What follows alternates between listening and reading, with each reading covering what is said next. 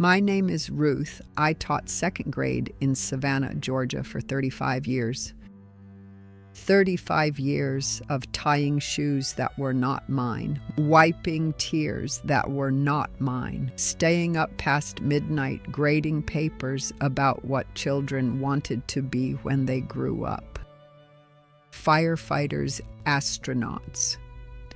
One boy named Marcus, every single year, wrote that he wanted to be a dinosaur. I never corrected him. I retired in 2012, and the morning after my last day, I sat at my kitchen table with a cup of coffee and thought, now what? That was 13 years ago. I am 78 years old now, and I have learned things in those 13 years that I genuinely wish someone had sat me down and told me before I handed in my keys. Not a doctor, not a financial advisor, not one of those people on television who smile too much and sell you things. Just the truth, the kind that takes years to see clearly. Some of it will make you laugh, some of it will make you angry, and some of it, I hope, will make you feel a little less alone, because that is the thing nobody tells you about getting old in America in 2025. It is lonely in a way that has nothing to do with being by yourself. The first thing I found out, and this one took me completely by surprise, is that my body stopped asking for my opinion. I do not mean it got sick. I mean it started making decisions without me. I went to bed one Thursday night feeling perfectly fine. I woke up Friday morning and my left knee had apparently decided overnight, with no warning, no discussion, no memo, that stairs were no longer part of our agreement. I have 13 steps in my house. I counted them the first week I moved in 31 years ago. And that Friday morning, I stood at the bottom and looked up and thought, when did these get so far away? I called my daughter Sandra. She lives in Atlanta, 2 hours north. She said, "Mom, you need to see a doctor." I said, "Sandra, I need to see a doctor, like I need another opinion on how to run my own kitchen." But I went because Sandra worries, and because I have learned that some battles are not worth winning. The doctor, a young man, very kind, very busy, clearly running 40 minutes behind, told me I had the beginning of osteoarthritis. He said it like he was telling me the weather, very common at your age. He gave me a pamphlet. He said to take ibuprofen. I looked at the pamphlet in the parking lot. It had a picture of a silver-haired woman walking on a beach, smiling at nothing. I put it in the trash, not because I was angry, because I have been a teacher long enough to know when someone is giving you information they do not expect you to actually use. What I did instead is I started paying attention, not to the pain, to the pattern. The knee hurt more on cold mornings. It hurt more after I sat still for too long. It hurt less when I moved, when I walked, when I did things. So I started doing more things. I started walking to the corner store instead of driving. Not because I am trying to be healthy, because the corner store is run by a man named Joseph who came here from Nigeria in 1987 and has opinions about everything. Football, politics, the price of butter. Talking to Joseph for 15 minutes is better than any ibuprofen I have ever taken.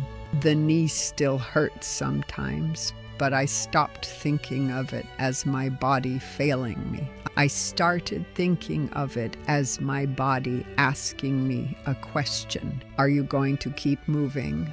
Or are you going to sit down? I am 78 years old. I intend to keep moving. The second thing I found out is harder to say out loud. My money started disappearing in ways I did not expect. I am not a careless woman. I taught school for 35 years. I saved. I was careful. I did everything they told us to do. The 401k, the Medicare supplemental, the small savings account I never touched. And then 2025 arrived. My Medicare supplemental premium went up $42 a month in January. My prescription, a blood pressure medication I have been taking for 11 years, went from $18 to $73 in 1 month. No explanation, no letter. I found out at the pharmacy counter with 3 people standing behind me. That is not a small thing. That is the kind of thing that changes how you think about Tuesday. Do I fill the prescription this week or next week? Do I turn the heat down at night, or do I take money from the account I was not supposed to touch? I have a master's degree. I own my home. I am not a woman who should be standing in a pharmacy doing that math in her head. But here is what I found out, and this is the part that surprised me, because I expected to feel ashamed, and instead I felt something else entirely. I found out I was not alone. My neighbor, Gloria, 74, retired nurse, woman who delivered babies for 30 years, told me she had started cutting her pills in half, not because her doctor told her to, because she could not afford the full dose. My friend Harriet, 71, sharp as a tack, former accountant, told me she had stopped going to her cardiologist because the copay had gone up and she was not sure the parking was worth it. These are not careless women. These are women who built this country with their hands and their minds and their decades of work. And in 2025, they are cutting pills in half in the kitchens of homes they own outright. I want you to sit with that for a moment. I am not going to tell you who to vote for. I am not going to tell you which party did this. I have lived long enough to know that people who promise to fix things rarely fix the things that matter. There is a kind of quiet rage that comes from being 78 years old and realizing that the system you trusted, the one you paid into for 5 decades, has decided that your health is a line item. And the only dignified response I have found is to refuse to be invisible. I go to the town hall meetings. I sit in the front row. I raise my hand. I am a retired school teacher from Savannah, Georgia. I know how to make people listen, not because I think it will change everything, but because silence is a kind of surrender. And I did not spend 35 years teaching children that their voice matters only to give mine away. The third thing I found out is the strangest and the most beautiful, and I could not have predicted it in 1,000 years, is that the older I get, the more I understand the children I taught. I know that sounds strange. Stay with me. When I was teaching, I had a boy named Elijah, 8 years old. He did not speak much. He sat in the back. He drew pictures constantly on his worksheets, on his desk, on the inside of his shoe. I asked him once what he was drawing. He showed me. It was the same house over and over. different versions of it, different weather. Sometimes the house had a light on, sometimes it did not. I asked him whose house it was. He said, the one I am going to live in when I am safe.